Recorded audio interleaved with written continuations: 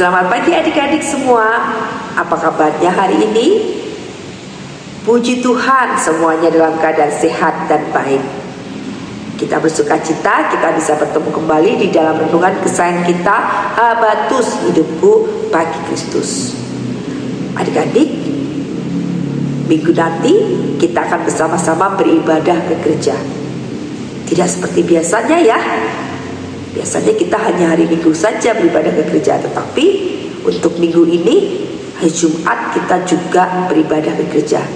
Untuk apa kira-kira? Ada yang tahu? Iya, benar.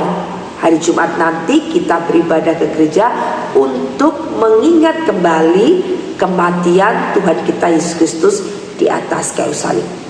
Kita biasa menyebutnya sebagai ibadah Jumat Agung, di mana kita orang-orang percaya mengingat pengorbanan Tuhan Yesus Kristus di atas kayu salib. Bagaimana dia sudah menderita dan mati di atas kayu salib demi menebus dosa-dosa kita. Nah, renungan kita hari ini akan menceritakan hal itu. Alkitab sudah mencatat bagaimana Tuhan Yesus Kristus mati di atas kayu salib. Kita buka bersama-sama Alkitab kita di dalam Injil Matius pasal 27 ayat 45 sampai 56. Ibu akan menolong membacakannya dan adik-adik bisa menyimak di Alkitab masing-masing di rumah. Sudah menemukan semuanya? Sudah siap? Mari kita membaca bersama-sama. Matius pasal 27 ayat 45 sampai 56. Demikian bunyi firman Tuhan. Yesus mati mulai dari jam 12 kegelapan meliputi seluruh daerah itu sampai jam 3. Kira-kira jam 3 berserulah Yesus dengan suara nyaring, Eli, Eli, lama sabachthani, artinya Allahku, Allahku, mengapa engkau meninggalkan aku? Mendengar itu, beberapa orang yang berdiri di situ berkata, ia memanggil Elia, dan segeralah datang seorang dari mereka. Ia mengambil bunga karang, mencelupkannya ke dalam anggur asam, lalu mencucukkannya pada sebatang bulu dan memberi Yesus minum. Tetapi orang-orang lain berkata, jangan, baiklah kita lihat apakah Elia datang untuk menyelamatkan dia. Yesus berseru pula dengan suara nyaring, lalu menyerahkan nyawanya. Dan lihatlah, tabir bait suci terbelah dua dari atas sampai ke bawah, dan terjadilah gempa bumi, dan bukit-bukit batu terbelah, dan kuburan-kuburan terbuka, dan banyak orang kudus yang telah meninggal bangkit. Dan sesudah kebangkitan Yesus, mereka pun keluar dari kubur lalu masuk ke kota kudus dan menampakkan diri kepada banyak orang. Kepala pasukan dan prajurit-prajuritnya yang menjaga Yesus menjadi sangat takut ketika mereka melihat gempa bumi dan apa yang telah terjadi.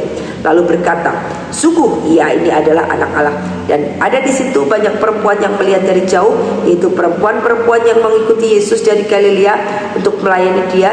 Di antara mereka terdapat Maria Magdalena dan Maria ibu Yakobus dan Yusuf dan ibu anak-anak Zebedius. Nah, itulah yang terjadi ketika Tuhan Yesus mati di atas kayu salib.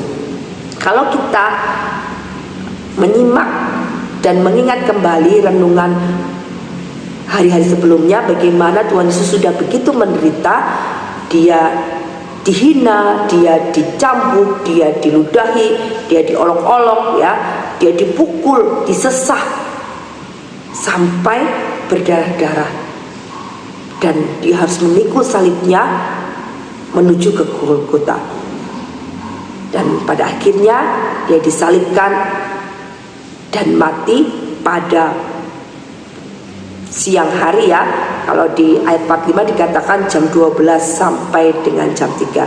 Saat itulah Tuhan Yesus menyerahkan nyawanya. Dan saat Tuhan Yesus menyerahkan nyawanya, terjadi kejadian yang luar biasa. Dikatakan di dalam Alkitab tadi bahwa kegelapan meliputi seluruh daerah itu dan terjadi gempa bumi yang hebat, menandakan bahwa dialah benar Tuhan Allah yang maha kuasa, ya. Dan kematiannya yang sudah dinubuatkan oleh para nabi untuk menebus dosa manusia digenapi. Saat Tuhan Yesus mati ditandai pula dengan tabir bait suci terbelah dua dari atas sampai ke bawah. Itu menjadi pertanda dengan kematian Tuhan Yesus Kristus,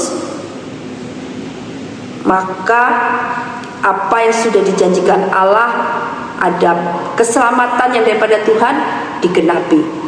Dan nanti kita akan belajar bagaimana Tuhan Yesus menggenapi nubuatan para nabi dengan bangkit pada hari yang ketiga sebagai tanda kemenangan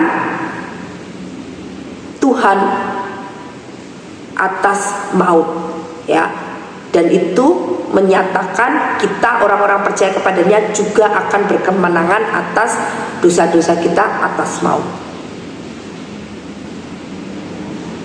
Terbelahnya tirai bait suci juga menandakan bahwa akan terjadi pemulihan hubungan kita manusia yang berdosa dengan Allah yang Maha Suci. Kalau dulu kita tidak bisa bersekutu dengan Allah oleh karena dosa-dosa kita, karena Tuhan sudah mati di atas kayu salib dan menebus dosa-dosa kita, maka hubungan kita pun dipulihkan dan kita kembali memiliki persekutuan yang indah dengan Tuhan. Itulah yang terjadi. Jadi pengorbanan Tuhan Yesus Kristus di atas kayu salib begitu berarti dalam kehidupan kita. Dia menebus dosa-dosa kita sehingga kita diselamatkan dan diampuni dosa-dosa kita, dan kita bisa memperoleh persekutuan yang indah kembali dengan Tuhan. Oleh karena itu adik-adik, mari kita menghargai pengorbanan Tuhan Yesus di kayu salib. Dengan cara apa? Dengan cara hidup taat kepada Tuhan, dengan cara hidup setia kepada Tuhan, mendengarkan apa yang Tuhan katakan di dalam kehidupan kita, yang Tuhan ingin kita lakukan, dan kita melakukannya dengan penuh sukacita, dengan melayani Tuhan, dengan setia berdoa, setia belajar firman Tuhan, setia bersekolah minggu, setia beribadah, dan selalu melakukan apa yang Tuhan perintahkan melalui firman Tuhan atau melalui Alkitab yang kita baca.